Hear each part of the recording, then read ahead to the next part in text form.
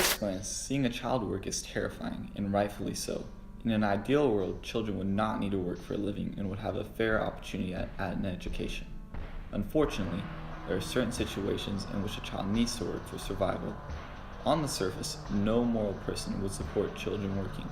However, once one looks into the issue, it is noticeable how child labor is necessary in certain parts of the world. Frank Widgeon's quote explains child labor in simple terms. Do parents whose offspring work love their children any less? No. Many of these children work simply to make their families ends meet. Poor families whose income is around the subsistence level often have little choice.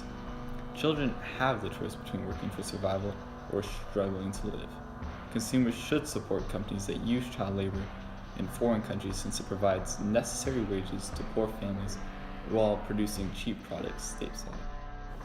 A consumer should feel completely comfortable purchasing products from companies that utilize child labor.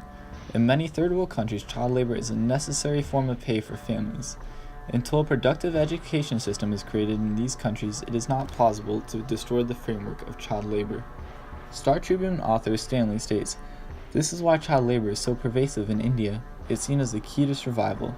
This is a nation with more malnourished kids than all of sub-Saharan Africa.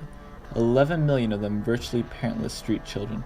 It's a country where 1 of 3 people gets by on less than $1 a day, where hundreds of millions struggle from birth onwards just to stay alive." Unfortunately, this is the harsh reality of the situation without detailed intervention. There are various ways for consumers to help children, but by providing funds to school feeding programs, it can give children an incentive to go to school. According to International Herald Tribune author Christopher, the UN World Food Program runs a model foreign aid effort called the School Feeding Program. It offers free meals to children in poor schools and an extra bribe of grain for girl students to take home to their families. Instead of spending your energy boycotting Nike or pressing barriers against child labor, why not sponsor school meals in places like Tukuli? Consumers should invest in educating children if they care about the cause. Not buying product just makes the consumer, company, and children all worse off. It is reasonable to be an opponent of child labor. However, it does not help end child labor by boycotting companies that use it. The most efficient way to help working children is to invest in their education. A consumer should support companies with child labor, since it not only helping the children's family out, but also ensures cheaper products for the consumer. When companies use child labor in foreign countries, it allows the company to lower the price of their products for consumers. The simple economics of the situation is that since production costs are lower, the price of the products can be lowered. Author Adnan gives an example of child labor in action. Well, it is really unethical to use children as a cheap source of labor, but think about poor families of 5 to 6 members where only able person to earn is the father. Obviously, it's a nightmare situation for them. Now, if the elder son works in simple jobs for a few bucks to support his family, then who are we to stop him? Moreover, the owners or producers can save huge amounts of cost of production by helping these poor children and their families. These companies are supporting impoverished families while producing inexpensive products stateside. There is no doubt that child labor is undesirable, but until educational opportunities open up for these kids, it makes sense for companies to employ them. It is economically beneficial to both the company and the children. Forbes author Megha Bari writes, "There are many household items that are produced with forced labor and not just child labor," says Bama Athria, executive director of International Labor Rights Forum in Washington, D.C. It's a fact of global economy and will continue to be as long as Americans demand cheap goods and incomes in emerging economies remain low. Due to Americans' requirement for low-cost products, child labor has become a large part of third world economies. When looking at the issue of child labor, it is necessary to be realistic. The reality of the situation is that most companies are not even aware that they are using child labor. It is likely that most mainstream companies have foreign objects that were made by child workers.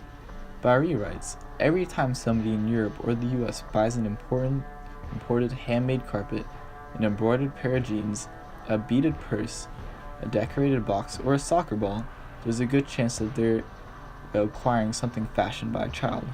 Such goods are available in places like Gap Kids, Macy's, ABC Carpet and Home, IKEA, Lowe's, and Home Depot. These retailers say they are aware of child labor problems, have strict policies against selling products made by underage kids, and abide by the laws of the countries from which they import. But there are many links in a supply chain, and even a well-intentioned importer can't police them all. Even with extremely intense vetting, it is difficult to stop child labor in foreign countries. Underage children are likely to be found working for productive labor, even though there are bans against it. Barry shows how it is likely that most people own something made by child labor. Crammed into rooms no bigger than a king-size bed, 6 to 8 young boys, some as young as 5 years old, are hard at work. They're decorating photo frames, diaries, shoe heels, and such with sequins and pieces of glass. You can find similar items at stores like Pier 1 and Target, says Athrea of Labor Rights Forum. The companies insist that their vendors not employ underage children. It is extremely difficult to find a popular company such as Target and Walmart who do not have items produced by child labor. Children may have produced many items that these stores sell. Most of these children need to work for a living in a world not yet touched by modern technology. It is essential to look at the issue of child labor delicately and pragmatically.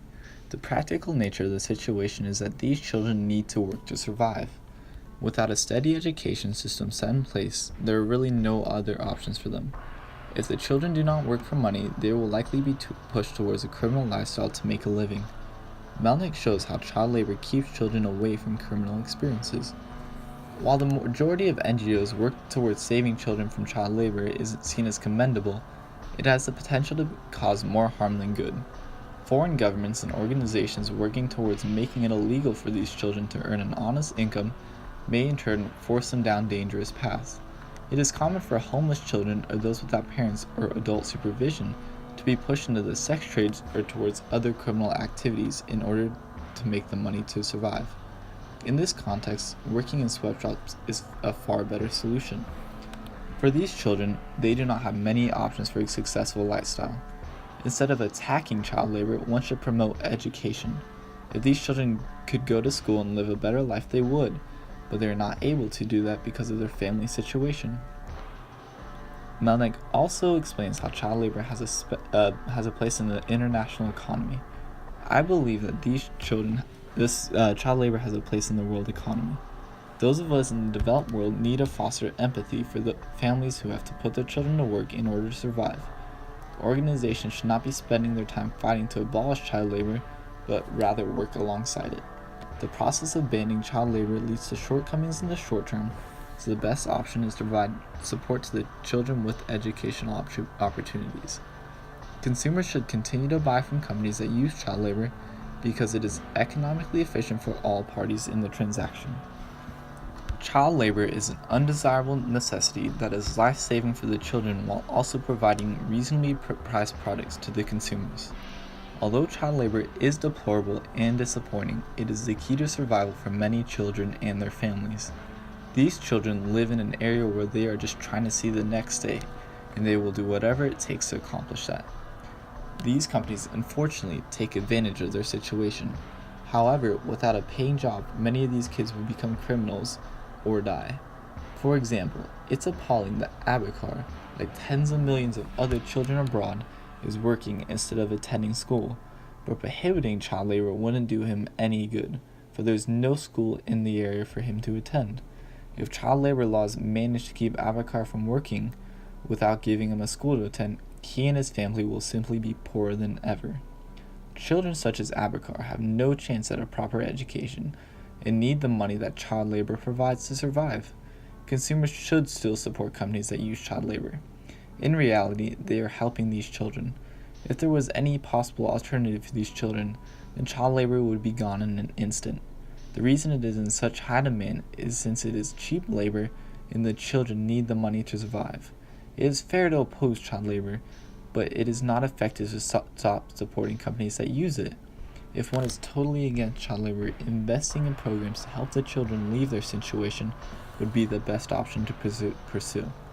Child labor is an economic necessity for families in third world countries with struggling lifestyles, and it will continue to be until these countries become more technologically advanced.